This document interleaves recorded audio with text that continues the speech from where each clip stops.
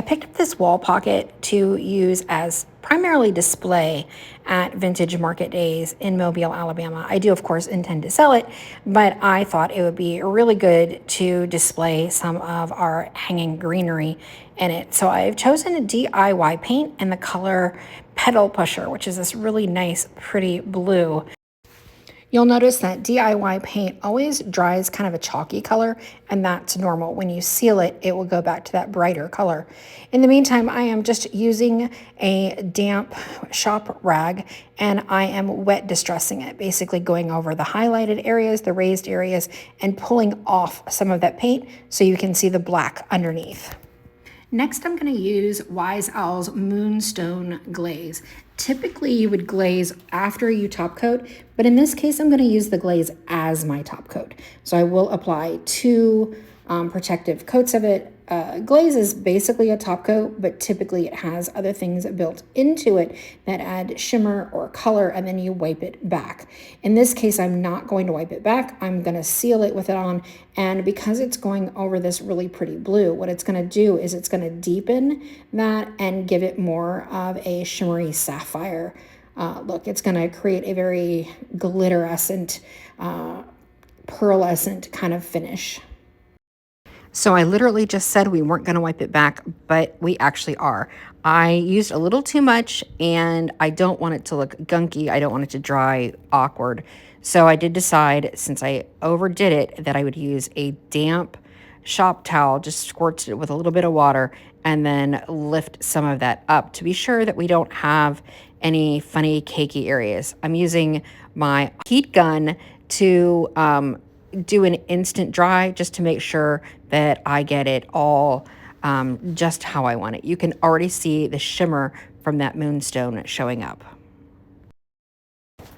I do want to make sure to get inside the area that you can see from the back, but also so that it doesn't get too scratched up, because this is going to provide a lot of resistance and stability for the paint that is back there. And then I'm going to go ahead and apply the second coat everywhere. The one great thing about a heat gun is it does make that waiting time pretty much go away. And you can see I'm still applying it pretty liberally. I'm not concerned about it having a white haze. That white haze will actually dissipate into that shimmeriness. But I want to be sure it's fully covered, and I do want to be sure that it has enough of that beautiful glimmery that the moonstone is for. In the finished product, you can see how beautifully and bright that blue is, and then the shimmer that goes along with it. It really adds a nice opalescence and turns that blue into more of a sapphire blue. I think it's beautiful. What do you think? Now, Sue was giving me a little bit of crap for buying all of these cones, because that's what we're focusing on today, are the cones that I bought in the last thrift video. But this one is probably my favorite, how it came out, and I really didn't know when I bought it, or even when I started painting it, exactly where it was going to go. I just sort of let the piece speak to me as part of my creative process, and figured that I would figure it out as I went. What I knew was that I had picked some colors that looked nice with the greenery that I wanted to display, and that's where I went with it, was how was I going to make the greenery look nice in these vessels, and selling the vessel was sort of a secondary thought. I'm going to make a lot more money off the greenery that I sell out of it than the vessel itself. So I started with DIY and the color Cake Batter, and I love this color. I think it's an absolutely fabulous sort of yellowish neutral color. It is yellow, but it's also on the beigey side of things. So, you know, it's a lot like a yellow cake mix. And one of the interesting things about this color is it never looks like it's got full coverage until it's completely dry. And so you see it looks really streaky and doesn't look like it's covering the black at all. But once that is dry, it will have full coverage. And this is true no matter how many coats you put on. When it's wet, it absolutely looks like it has no coverage. And when it's dry, it has great coverage. It's a really strange thing. Now on this one, it didn't have any detail like the blue one did. So I decided I needed to add some interesting detail. In this case, I am going to use some IOD transfers, and I am also going to use some IOD stamps. I am just starting to cut them off and layer them around. These, I'm not sure which transfer set these are from. They're not from the new spring line. They're old And we sell them by page on Wednesday nights whatnots. I'm sorry, Thursday nights whatnots. I keep saying Wednesday night, but it's always Thursday night. DIY is Thursday night whatnot. And anyway, so I'm just sort of layering them around until I decide how exactly I want to do this. Once I have a game plan that I'm ready to go for it, and I just start pulling off the backs and positioning them, basically back to where they were originally, then I'll use the little stick that they all come with and just rub them down. If you've never used transfers before, they are really easy.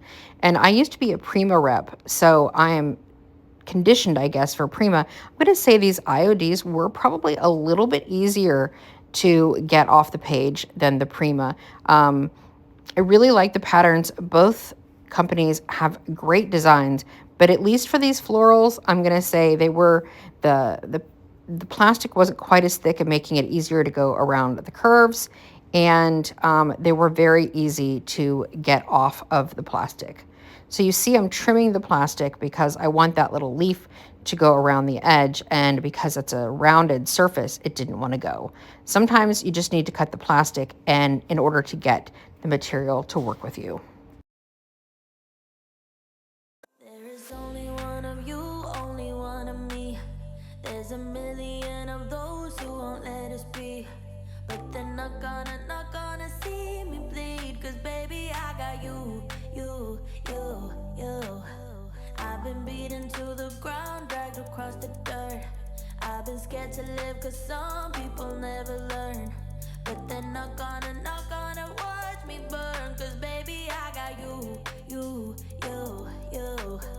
It's a new beginnings and a better life. It's the dancing underneath the disco lights. They can try but they can never take me down. Ooh, cause I'm not afraid, I'm not afraid, I'm not afraid to love, not afraid to love you. I'm not afraid, I'm not afraid, I'm not afraid to love, not afraid to love you. They always bring all the lonely, but with you here nothing can scare me. I'm not afraid, I'm not afraid, I'm not afraid to love, not afraid to love you. I will tell them what I'm feeling forevermore. I don't care about the feelings, not anymore. So let's show them that love is pure, no matter who it's for. It's a new beginnings and a better life. It's the dancing underneath the disco lights. They can try but they can never take me down. Cause I'm not afraid, I'm not afraid, I'm not afraid to love. After getting all of the transfers on, I've decided to go ahead and do some rub and buff on some of the detail areas, mostly down at that little cone, but a little bit of gold just gives it a little bit more of that French flair, especially since, I added the word fleur in French. And you can see I also added it on that top band, giving it just a little bit more interest and making it feel completely finished. Next up is a very light scuff sanding, just to make sure everything is nice and smooth. And then I'm going to use Dixie Belle's flat top coat and give everything 2 coats to make sure that this will last a nice long time.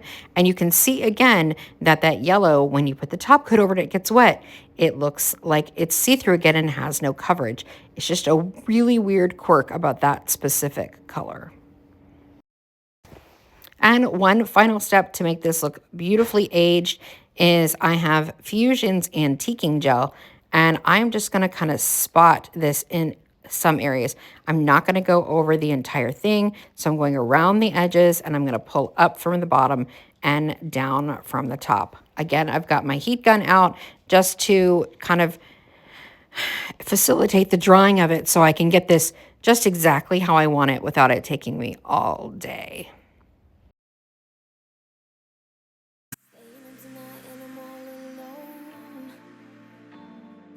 Feeling okay, then you hit my phone. And here's a look at our final product. Let me know what you think in the comments.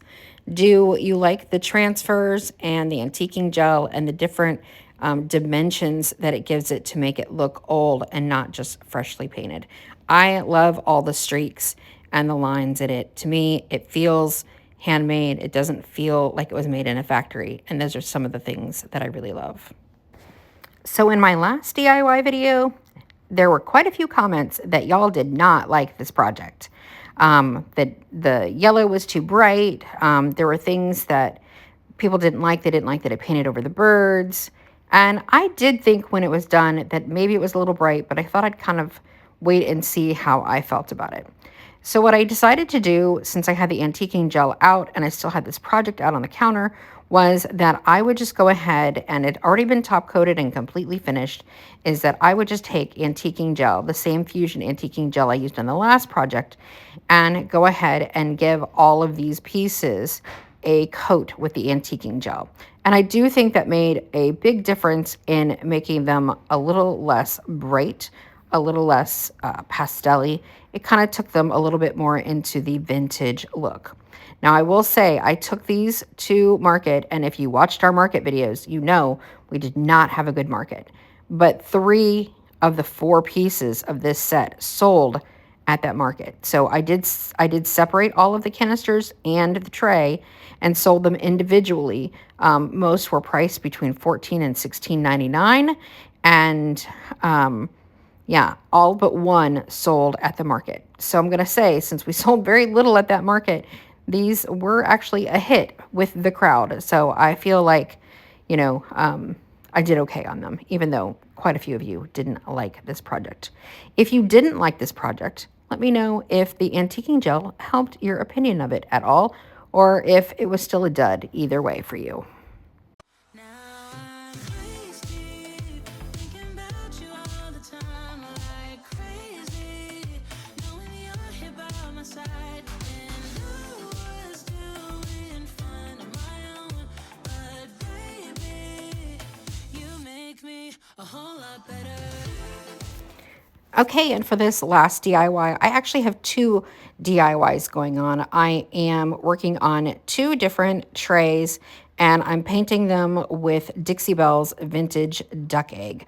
I really like this color. It is one of my favorite French colors, and I'm sort of in a French mood, so that's where we're going. That's the inspiration. This white one had been painted previously, but got a little bit scratched up, so I am just repainting it. After I have painted these, I'm going to go ahead and give them a nice clean distress. I'm using 220 grit sandpaper, and I'm going to do this to both projects. For this cute little bowl, I just wanted something in the center of it, so I'm going to do a very small cluster of transfers. They're from a variety of different makers. They're just scraps that I have. So I'm going to add the butterfly and then some florals. For the second tray, I knew I really wanted words on it, and I was struggling to think of exactly what it was. And then I decided that maison means home or house, and that would work for me perfectly. So these are IOD stamps and IOD ink. I just went ahead and used the plastic that they come with, and voila. Now I'm gonna layer that around with other transfers. Again, heating gun is great to facilitate drawing things a little faster.